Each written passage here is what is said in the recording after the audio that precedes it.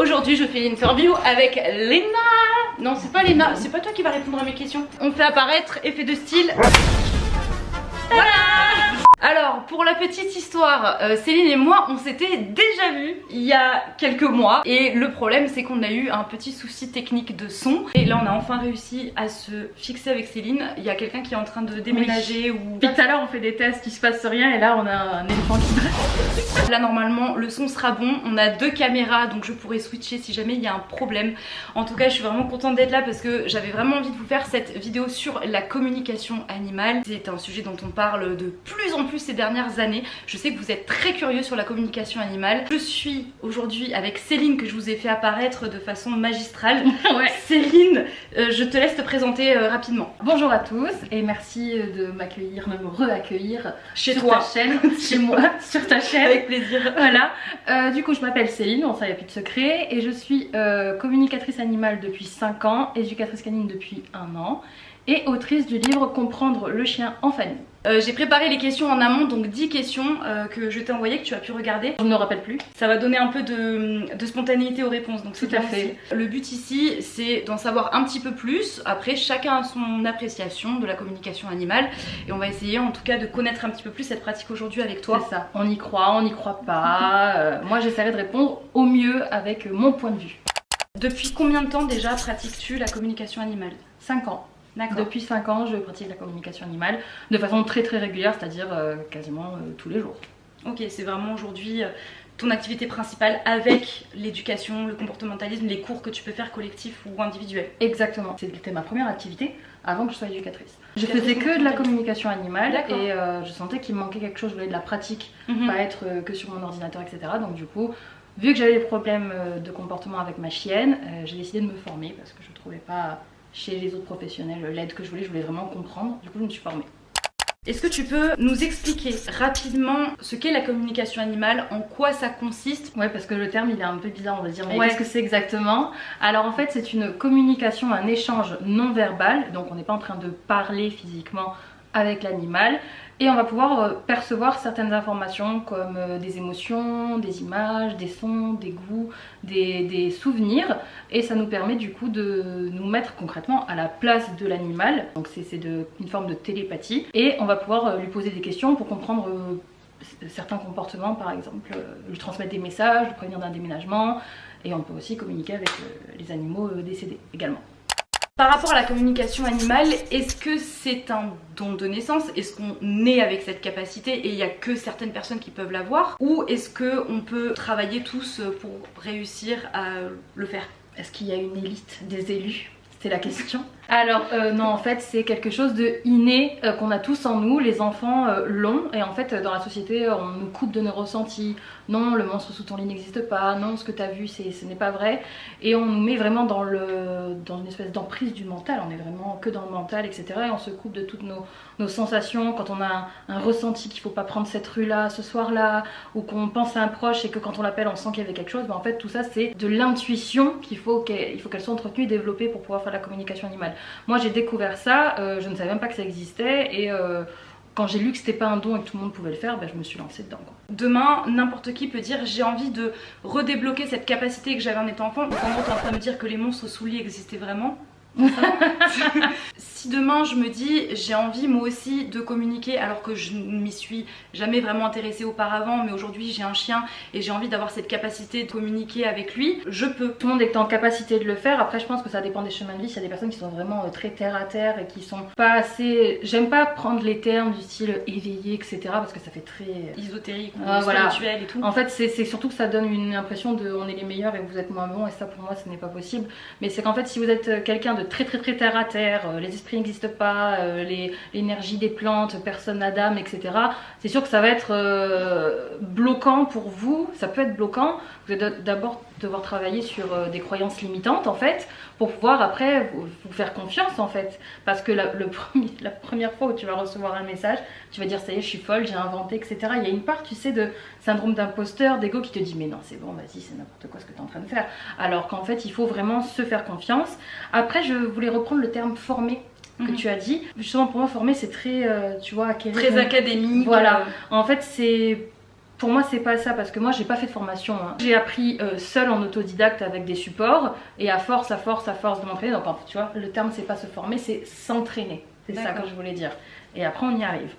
Qu'est-ce qui t'a poussé et amené à te lancer dans la communication animale? Bah, c'est pas quelque chose de très joyeux. En fait, j'ai mon lapin domestique qui s'appelait Peluche, donc il y a 5 ans, qui a eu un arrêt du transit et qui a été hospitalisé pendant 15 jours et vraiment le pronostic vital il était vraiment pas bon du tout. Et du coup sur un groupe de lapins, vous avez les groupes de chiens, bah, les groupes de lapins, j'avais besoin de parler de tout ça parce que dans mon entourage bah, c'est qu'un lapin, donc j'avais besoin de ce soutien ailleurs. Et il y a une personne qui s'appelle Alice qui m'a écrit, qui m'a dit oui je fais de la communication animale, est-ce que tu voudrais le faire? Et la première chose que je me suis dite et que peut-être vous vous dites aussi, c'est que ah ça y est, il y a quelqu'un qui vient abuser de la détresse des gens, etc. J'étais vraiment beaucoup sur la défensive et en fait pas du tout parce qu'elle m'a dit non mais moi ça me touche, je te le fais gratuitement alors que normalement c'était payant pour les autres. J'y croyais pas donc c'était gratuit, je me dis bon bah vas-y fais-le et en fait quand j'ai posé mon lapin chez le vétérinaire ils l'ont emmené et c'était pas ma clinique habituelle donc je ne connaissais pas du tout le chenil en fait où est-ce qu'il était, donc je lui ai demandé bah, décris-moi l'endroit dans lequel il est et le soir même j'y suis allée. Et c'était exactement la position de la fenêtre, c'était la même. L'animal dans le box en face de lui, c'était le même. Et je me dis, elle habite à l'autre bout de la France, elle n'est pas venue dans cette clinique, regardez. Donc c'est là que je me suis dit, ok, il existe un truc quoi. Et quelques jours plus tard, il est décédé dans mes bras à la clinique. Et en fait j'étais, bah, je pense comme vous quand votre animal est en train de partir, vous lui dites plein de belles choses et en fait son cœur s'est arrêté, j'avais pas fini de tout dire. Et j'ai ressenti cette grosse frustration et dans ma croyance limitante, une fois qu'il n'était plus là, il ne pouvait plus m'entendre. Qui, dans ce que je pense, est faux. Ça t'a poussé du coup à te lancer, à te dire j'ai vraiment envie de lui parler. C'est ça. Donc je me suis entraînée pendant 1 an et jusqu'au jour où j'ai pu discuter avec lui et lui dire ce que j'avais à lui dire. Au final c'est plus lui qui avait des choses à me dire pour mon évolution que l'inverse. Et ça a changé ma vision du deuil. Et donc c'est vraiment cette histoire là qui t'a amené à te mettre dedans. C'est beau. Oui. C'est une belle histoire. Comment se déroule une séance type de communication à partir du moment où tu la lances avec l'animal? Qu'est-ce qui se passe? Comment ça se passe? Est-ce qu'il est d'accord? Enfin bref. Ok, déjà ça dépend de si c'est en présentiel ou à distance. Moi je le fais à distance. Quand la communication est faite, ça se déroule pareil, que l'animal soit là ou pas. J'utilise la photo de l'animal et je vais me concentrer sur lui et je vais sentir comme si je me mettais sur la même longueur d'onde que lui. C'est difficile de trouver les mots mais je sens qu'il y a un pont qui se fait en fait, il y a un lien, une connexion qui se fait et du coup je vais pouvoir me présenter, lui dire bon ben voilà moi je m'appelle Céline, je viens de la part de ton ou ta gardienne, donc ton propriétaire, est-ce que tu es d'accord? C'est important pour moi. Si par exemple le chat il me dit ben non en fait je te connais pas, j'ai pas envie de parler, bon on s'arrête là, tu vois. Tu demandes l'autorisation à l'animal, toujours il faut qu'il y ait le consentement de l'animal. Oui. Moi je lui demande en tout cas, je lui demande s'il est d'accord. Des fois on me dit bah non là reviens plus tard parce que je suis en train, je sais pas, je suis en train de chasser, je suis trop concentrée sur ma chasse, c'est pas le moment. Donc voilà, je demande le consentement, puis après j'accueille en fait. Donc si je ressens des douleurs, des émotions, si je suis triste, etc. Je note tout, je note vraiment tout. Je note ce que je vois, si je vois que je suis dans un champ, si je vois que je vois un canapé rouge en cuir, je vais tout noter, tout noter, tout noter, tout noter. Ensuite je transmets le message du propriétaire. Si l'animal souhaite y répondre, en général c'est le cas, je note sa réponse et quand il y a des questions à poser, je lui pose, je note ses réponses, etc. Puis après, on termine la communication et j'envoie le compte rendu au propriétaire. Est-ce qu'il y a une durée type pour les communications? Ça dépend parce qu'il y a des animaux qui vont vraiment être... ils savent ce qu'ils ont à dire. Voilà, donc moi j'ai ça à transmettre, par exemple dans des situations de conflit avec le propriétaire, il va dire bah en gros c'est arrivé hein, bon moi tant qu'il se remet pas en question j'ai pas envie de parler, donc au moins comme ça c'est fait, bah, le compte rendu il fait 2 lignes quoi, voilà. Mais sinon il y a des comptes rendus qui font 6, 7, 8 pages et il y a des animaux comme tu dis qui sont une personnalité plus bavarde, d'autres plus réservées. Alors quand ils sont plus réservés, bah, je prends plus le temps, j'essaye d'enrober les choses. Ça m'arrive des fois aussi quand je vois que l'animal il est en mode cocotte minute quoi, il a des émotions mais il ose pas, il me connaît pas, c'est qui, un peu comme quand on va voir un psy quoi. C'est se confier à quelqu'un qu'on connaît pas, appréhender la réaction du propriétaire quand il va lire le compte rendu, c'est vraiment plein de choses, faut se mettre à leur place, c'est le but. En général on va dire que ça me prend 1 heure, après l'animal au bout de plus d'1 heure il commence à fatiguer, donc s'il faut je fais une pause et je reviendrai le lendemain. Je me mets à disposition de l'animal. Certaines personnes, dont toi, comme tu as pu nous dire tout à l'heure, pratiquent la communication animale donc à distance. Ouais. Peux-tu nous expliquer comment techniquement c'est possible à partir d'une photo d'entrer en contact avec un animal? Le fait qu'on ait l'animal devant nous, même si on est en présentiel, il peut être à côté de nous, comme toi, par exemple, on peut poser la main dessus et communiquer avec lui. Je suis là, Il y en a touché si tu veux. Pour moi, c'est ça, ça fait partie des croyances limitantes. Il y en a qui ont besoin d'être là, d'avoir l'animal en face de lui. Mais des fois, il va être dans la pièce, donc à 1 mètre, à 2 mètres, puis il peut être dehors dans le jardin, puis au final, il peut être à 500 km. Pour moi, ça n'a aucune différence. Du moment que j'ai une photo récente où je vois les yeux de l'animal de face, que j'ai son nom, je peux le faire du moment que le propriétaire est d'accord et que l'animal est consentant. Moi, il n'y a aucun problème pour ça, vraiment. On est là, on parle, t'as un téléphone, t'es chez toi, on discute aussi. Ben, en fait, pour moi, c'est pareil. Vu que la communication animale, c'est télépathie et ressentir à distance, j'ai déjà fait des communications à la Réunion pour des chiens qui s'étaient échappés de refuge. J'avais pas de limite. Je sais pas comment t'expliquer parce que moi ça se fait quasiment en instantané comme te parler. Donc c'est je le vois, j'y pense très fort, je ferme les yeux, je le vois toujours, boum, ça se fait. Ça se connecte. Voilà, c'est ça. Comment est-ce que tu perçois les pensées de l'animal? Est-ce qu'il y a une langue... c'est quoi le terme? Universelle. Merci. Est-ce qu'il y a un langage universel? Est-ce qu'il te parle en français? Enfin, si tu veux tenter une communication animale avec un chien, admettons, espagnol ou un truc, comment vous arrivez à vous comprendre? Tu vois ce que je veux dire? Toi qui as un chien, les chiens, peu importe leur origine de pays, ils arrivent à se comprendre. Ils ont leur code, effectivement, qui est universel. Voilà. Ben là, pour le coup, moi je reçois dans ma langue, mais peu importe, je comprends. J'arrive pas à l'expliquer. Les chiens adoptés de Roumanie des refuges, j'en ai déjà fait. Il y en a d'ailleurs dans ma ville. Ils comprennent pas le français, eux, mais il y a cette connexion universelle, comme tu dis, mais je reçois l'information dans ma langue. Concrètement, quand tu nous parlais du déroulé de la séance, quand le chien il va te dire il y a ce foulard rouge, j'ai peur, il me rassure pas, admettons. Tu vas comprendre ça, c'est vraiment, t'as l'info, c'est foulard rouge et tu l'as dans ta langue. Ben, je vais voir le foulard rouge et ressentir de la peur. Et du coup, déduire que... D'accord. Mais après, il y en a qui ont vraiment... on entend une voix. Oui, voilà, des fois c'est une voix féminine, des fois c'est une voix masculine, mais je l'entends en français du coup. Par contre, tu vois, moi il y a une question que je me pose parce que j'ai pas toutes les réponses, mais par exemple, le chien voit dans un certain spectre de couleurs, et pourtant en communication, j'arrive à voir des couleurs que lui, techniquement, scientifiquement, ne voit pas. Et ça, j'ai pas de réponse. Ah, ben en fait, c'est parce que... Ah, ça te fait mal au bras? Un peu. Tu veux un coup ça? Ouais, vas-y, ouais, parce que c'est le coude en fait qui me fait mal. À force, il est en train de se planter dans ma... Et si tu changes de bras? Mieux.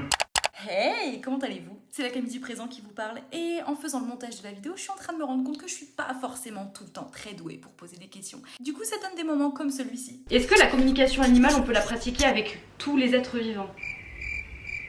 Tous les êtres vivants animaux, tu veux dire? Humains et non humains. J'ai pas compris ta question.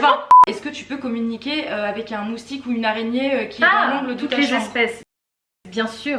D'ailleurs, Mireille, on a un deal, elle doit faire sa toile que dans le coin. Du coup, elle s'est mise sur le cadre, elle bouge plus. Tu as cette possibilité de te connecter également à des insectes, pas qu'à des mammifères. Même oui, à bien des sûr, insectes toutes les espèces, du moment que l'animal est consentant, et que ça m'est déjà arrivé d'aller au zoo et de communiquer avec les animaux qui étaient là-bas. Ouais. Donc du coup, oui, je parle à tous, sauf aux serpents parce que j'en ai peur, et les moustiques parce que voilà.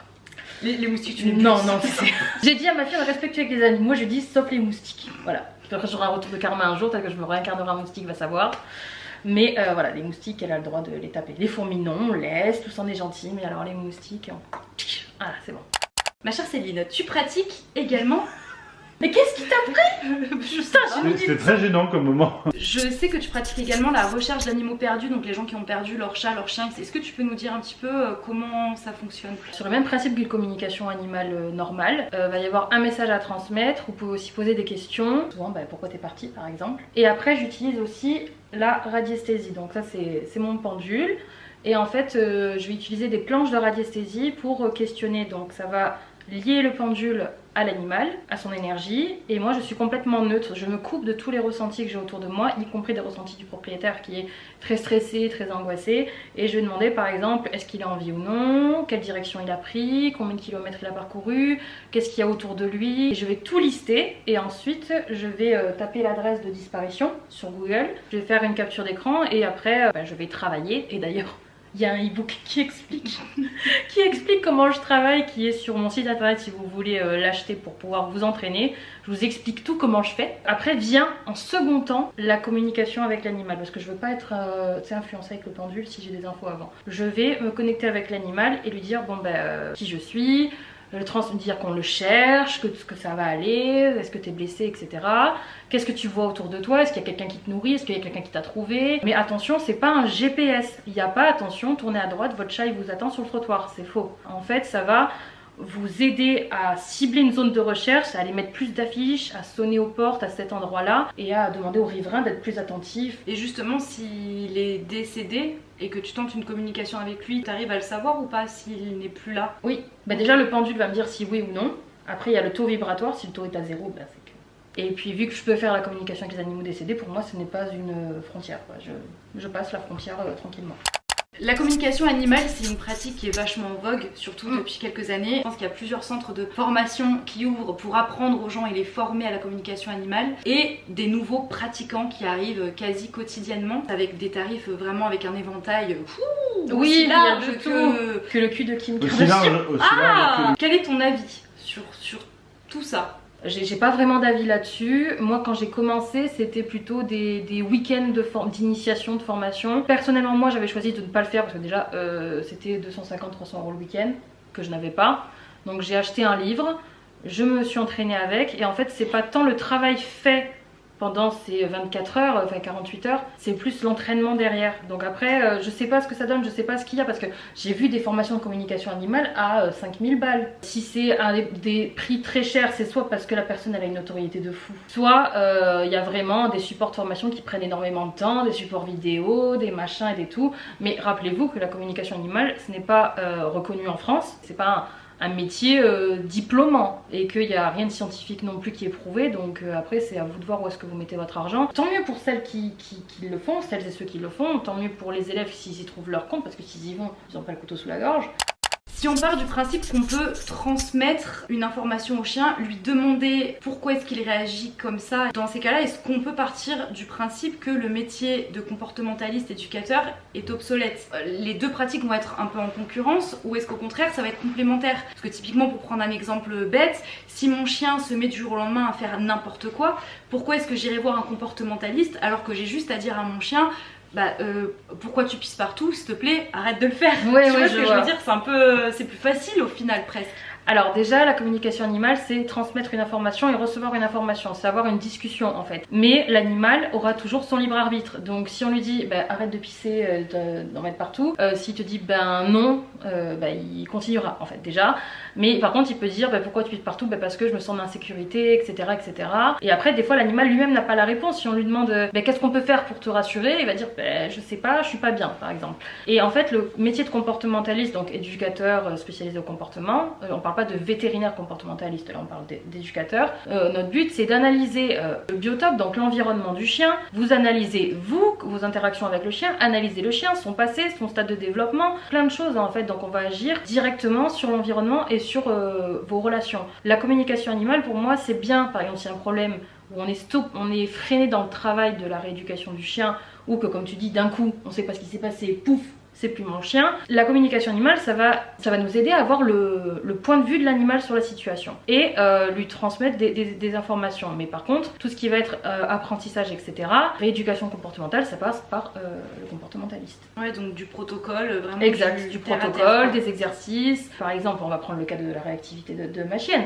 Depuis le temps que je fais de la communication animale, j'en faisais avant de la voir. Si ça suffisait, elle serait pas réactive, elle serait nickel, elle marcherait au pied, etc. La communication animale nous a permis de savoir des choses qui se sont passées chez son éleveur qu'on ne savait pas et qui du coup expliquent des comportements d'aujourd'hui. Et avec les techniques de comportementalisme, moi maintenant elle ne déclenche plus sur les feuilles qui volent, sur les pots de chantier, sur les poubelles, sur plein de choses qu'elle voit. Par contre ça reste encore compliqué avec les congénères et les hommes, mais on avance. Mais ça, juste la communication animale, on ne serait pas arrivé jusqu'à là où on en est. Donc pour moi c'est complémentaire. Donc c'est important de trouver un comportementaliste qui va être ouvert à la communication animale. Si c'est quelqu'un, si je puis dire, à l'ancienne, où le chien assis pas bouger, naninana, il sera pas ouvert à tout ça. Merci beaucoup en tout cas Céline d'avoir répondu aux questions. J'espère que ça a pu répondre à un maximum de vos interrogations concernant la communication animale. Si jamais vous êtes ouvert, curieux, que vous voulez en savoir plus, je mets ton lien, toutes les petites infos dans la barre de description. Merci de nous avoir reçus chez toi, encore une fois c'était cool. On a passé un bon moment à discuter de tout ça. En tout cas d'ici la prochaine vidéo, je vous fais des bisous, prenez soin de vous et bien évidemment, prenez soin de vos animaux. Bye bye. Si vous posez des questions en commentaire, j'y réponds.